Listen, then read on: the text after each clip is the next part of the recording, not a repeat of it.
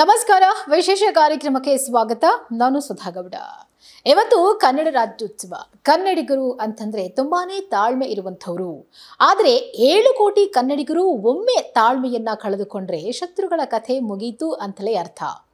ಹೀಗೆ ದೊಡ್ಡ ದೊಡ್ಡ ಸಾಮ್ರಾಜ್ಯ ಸ್ಥಾಪನೆ ಮಾಡಿ 5000 ವರ್ಷ ಇತಿಹಾಸ ಹೊಂದಿದಂಥವರು ನಮ್ಮ ಕನ್ನಡಿಗರು. ಆದರೆ ಕನ್ನಡಿಗರ ಜೊತೆ ಪದೇ ಪದೇ ಮರಾಠಿ ಪುಂಡರು ಜಗಳ ಮಾಡೋಕೆ ಬರ್ತಲೇ ಇರ್ತಾರೆ. ಎಷ್ಟೋ ಸಂದರ್ಭಗಳಲ್ಲಿ ಗಡಿ ನಾಡು ಪ್ರದೇಶಗಳಲ್ಲಿ ಈ ಮರಾಠಿ ಪುಂಡರಿಂದಾಗಿ ನಮ್ಮ ಕನ್ನಡಿಗರ ಮೇಲೆ ದೌರ್ಜನ್ಯ ಆಗಿರುವುದು ಉಂಟು. ಸಾಕಷ್ಟು ಪ್ರಕರಣಗಳು ಕೂಡ ದಾಖಲಾಗಿದೆ. ಆದರೆ ಇವತ್ತು ಕನ್ನಡ ರಾಜ್ಯೋತ್ಸವ. ಇವತ್ತಿನ ದಿನ ಏನಾದರೂ ಮರಾಠಿ ಪುಂಡರು ನಮ್ಮ ಕನ್ನಡಿಗರ ತಂಟೆಗೆ ಬಂದರೆ ನಿಜಕ್ಕೂ ನಮ್ಮ ಕನ್ನಡಿಗರು ಅವರನ್ನ ಸುಮ್ಮನೆ ಬಿಟ್ಟೋರುಂಟಾ? ಅದೇ ರೀತಿಯಾಗಿ ಇವತ್ತು ಮತ್ತೆ ಮರಾಠಿ ಪುಂಡರು ಜಗಳ ಮಾಡೋಕೆ ಅಂತಲೇ ಬಂದಿದ್ದಾರೆ.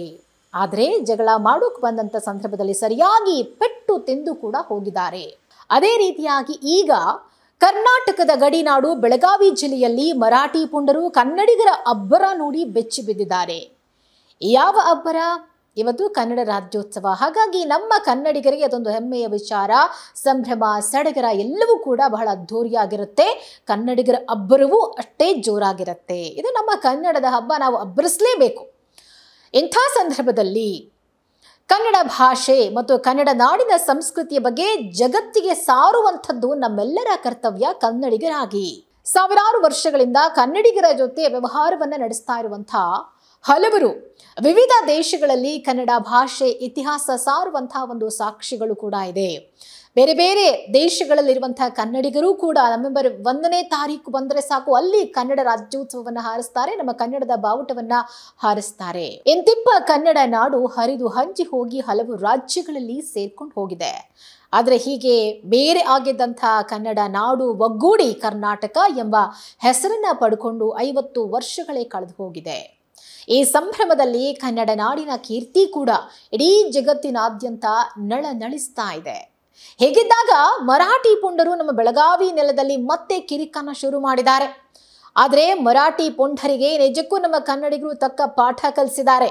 ಬೆಳಗಾವಿ ಕನ್ನಡ ನಾಡಿನ ಪ್ರಮುಖ ಪ್ರದೇಶವಾಗಿದ್ರೂ ಕೂಡ ಅಲ್ಲಿ ಪದೇ ಪದೇ ಮರಾಠಿ ಪುಂಡರು ಕಿರಿಕನ್ನ ಮಾಡ್ತಲೇ ಇರ್ತಾರೆ. ಬೇಕಂತಲೇ ಜಗಳ ತೆಗಿತಾರೆ. ಯಾವುದೋ ಒಂದು ಕಾರಣ ಸಿಕ್ಬಿಟ್ರೆ ಸಾಕು, ಕನ್ನಡಿಗರ ಜೊತೆ ಜಗಳಕ್ಕಿಳಿದು ಬಿಡ್ತಾರೆ. ಅವರ ಮೇಲೆ ಹಲ್ಲೆ ಮಾಡುವಂಥದ್ದು, ಏನೋ ಒಂದು ಖ್ಯಾತಿ ತೆಗೆಯುವಂಥ ಕೆಲಸ ಈ ಮರಾಠಿ ಪುಂಡರದ್ದು.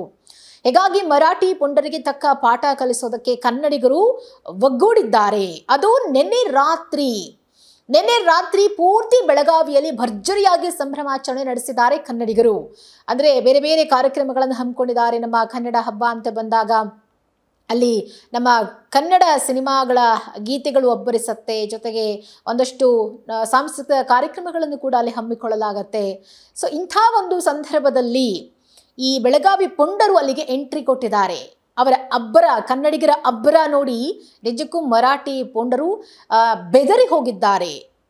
ಕನ್ನಡಿಗರು ಅಬ್ಬರಿಸುವ ಸಮಯದಲ್ಲಿ ಬೆಚ್ಚಿ ಬಿದ್ದು ಆ ಜಾಗದಿಂದ ಕಾಲ್ಕಿತ್ತಿದ್ದಾರೆ ಮರಾಠಿ ಪುಂಡರು. ನೋಡಿ, ನಿಜಕ್ಕೂ ಬೇರೆ ಬೇರೆ ಸಂದರ್ಭಗಳಲ್ಲಿ ಮರಾಠಿ ಪುಂಡರು ಬಂದಿರ್ಬೋದು, ಜಗಳ ಆಗಿರ್ಬೋದು. ಆದರೆ ಇವತ್ತು ಇದೆಯಲ್ಲ, ನವೆಂಬರ್ 1ರಂದು ಇದೆಯಲ್ಲ, ನಮ್ಮ ಇಡೀ ಕನ್ನಡಿಗರ ಒಂದು ಎನರ್ಜಿ ಜಾಸ್ತಿ ಇರುತ್ತೆ. ಕಾರಣ ನಾವು ಹೆಮ್ಮೆಯ ಕನ್ನಡಿಗರು ಅನ್ನುವಂಥದ್ದು, ಮತ್ತು ನವೆಂಬರ್ 1 ಕನ್ನಡ ರಾಜ್ಯೋತ್ಸವ ಅನ್ನುವಂಥ ಒಂದು ಆ ಸೆಲೆಬ್ರೇಷನ್ ಇದೆಯಲ್ಲ, ಅದು ನಮ್ಮ ಒಳಗಿನ ಸಂಭ್ರಮವನ್ನು ಹೆಚ್ಚು ಮಾಡುತ್ತೆ. ಮತ್ತು ಅವತ್ತು ನಮ್ಮ ಮೇಲೆ ಯಾರಾದರೂ ಜಗಳಕ್ಕೆ ಬಿದ್ದರೆ ನಮ್ಮ ಒಳಗಿರುವಂಥ ಆಕ್ರೋಶ ಡಬಲ್ ಆಗಿ ಹೊರಗಡೆ ಬರುತ್ತೆ. ಅದು ನಮ್ಮ ಕನ್ನಡದ ಮಣ್ಣಿಗೆ ಇರುವಂಥ ಪವರ್, ನಮ್ಮ ಕನ್ನಡಿಗರ ಮಾತಲ್ಲಿ ಇರುವಂಥ ಪವರ್. ಆ ಪವರನ್ನು ಇವತ್ತು ನಮ್ಮ ಕನ್ನಡಿಗರು ತೋರಿಸಿದ್ದಾರೆ.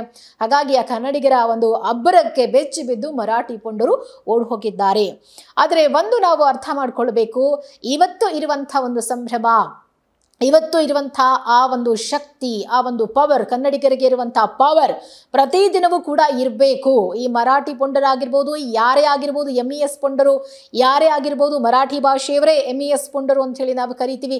ಎಂಥವ್ರು ಪದೇ ಪದೇ ಬೇಕಂತಲೇ ಕಿರಿಕ್ ಮಾಡ್ತಾ ಇರ್ತಾರೆ. ಅಂಥವ್ರು ಮತ್ತೆ ನಮ್ಮ ಕಡೆ ತಿರುಗಿ ನೋಡಬಾರ್ದು ಅನ್ನೋ ಹಾಗೆ ತಕ್ಕ ಮಟ್ಟಿನ ಪಾಠವನ್ನು ಕಲಿಸೋಕೆ ಸದಾ ಸಿದ್ಧವಾಗಿರಬೇಕು ಅನ್ನುವಂಥ ಒಂದು ಆಶಯ ಕೂಡ ಎಲ್ಲರಲ್ಲೂ ಇದೆ. ಆದರೆ ನವೆಂಬರ್ 1ನೇ ತಾರೀಕು ನಮ್ಮ ತಂಟೆಗೆ ಬಂದರೆ ನಾವು ಯಾರನ್ನೂ ಬಿಡಲ್ಲ ಅನ್ನುವಂಥ ಒಂದು ಸಂದೇಶವನ್ನು ಇವತ್ತು ಕನ್ನಡಿಗರು ಮರಾಠಿ ಪುಂಡರಿಗೆ ಕೊಟ್ಟಿದ್ದಾರೆ ಅನ್ನುವಂಥದ್ದೇ ನಾವು ಇವತ್ತು ಖುಷಿ ಪಡಬೇಕಾಗಿರುವಂಥ ವಿಚಾರ.